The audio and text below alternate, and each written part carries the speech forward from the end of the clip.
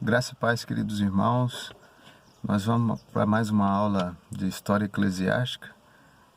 Na última aula, terceira aula, nós falamos sobre os pré-reformadores e agora nós vamos estar falando sobre os reformadores e a Reforma Protestante. E alguns fatores, as causas da Reforma Protestante, na visão de historiadores, fator político, fator econômico, fator intelectual e também fator moral. Penso que o principal fator foi o fator moral, que levou Martinho Lutero a se levantar, porque havia uma corrupção generalizada praticamente na igreja, um afastamento dos valores bíblicos em relação à igreja primitiva, uma discrepância, uma diferença muito grande. E o desejo desses homens era que a igreja voltasse para os trilhos daquilo que era no início. Mas isso não foi possível e houve a necessidade dessa grande reforma. Então, o estopim para a reforma foi em 1517, ocasião em que a campanha das indulgências para a Basílica de São Pedro, em Roma, estava a todo vapor. E o Tetzel, padre dominicano, pregava sobre as indulgências com grande exibicionismo. Diz que cada vez que cai a moeda na bolsa do frade, uma alma sai do purgatório. Então, diante disso, Lutero resolveu protestar, fixando as 95 teses na porta da catedral onde ele pastoreava. E, além disso, também ele encontrou um membro da sua igreja embriagado com aquele certificado na mão que ele havia comprado pelo Tetzel, da mão de Tetzel, assinado pelo Papa, perdoando todos os seus pecados, até o que ele ainda não havia cometido. Então era algo assim, muitas coisas aconteceram, terríveis, e a igreja estava dividida. Chegou uma época em que tinha 3 papas, estavam divididos, e além do patriarca no Oriente, então a igreja estava numa confusão, uma corrupção generalizada, algo muito difícil. Então, além de Martinho Lutero na Alemanha, lá na cidade também de Zurique, sob o comando de Zwinglio, na França, sob a liderança de João Calvino, e nos Países Baixos.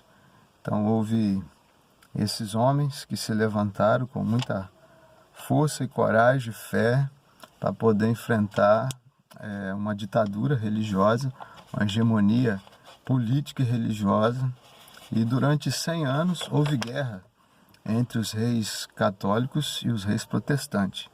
E falando aqui sobre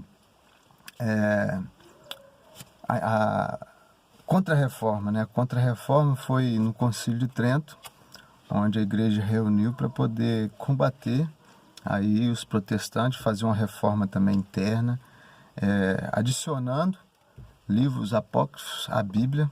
Foi no Concílio de Trento, foi adicionado esses livros que não estavam no canon, e veio a ser acrescentado para poder dar base aos ensinos heréticos que havia na igreja, ensinamentos errados, extra-bíblicos, que a igreja estava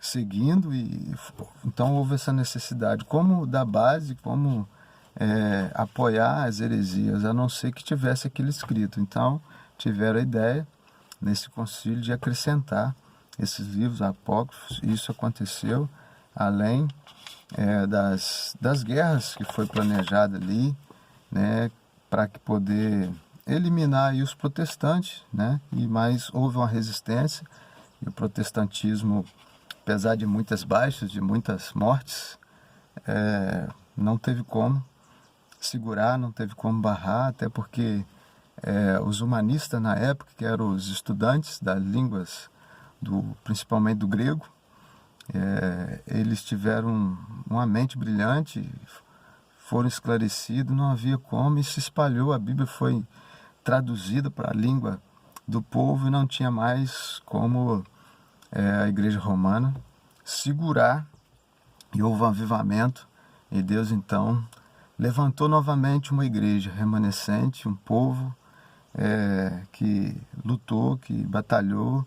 Muitos morreram, muitos sofreram, perderam suas casas, perderam suas propriedades, perderam família, morreram, muitos foram martirizados, mas não teve como segurar o protestantismo, o avivamento que iniciou aí através desses homens, que muitos deram sua vida, né? Por amor à palavra de Deus, por amor ao Evangelho, por amor a Cristo. Então fica aí a quarta aula e espero você mais na próxima aula, que nós vamos estar falando sobre movimentos e grupos avivalistas no próxima aula. Deus te abençoe. Estamos juntos.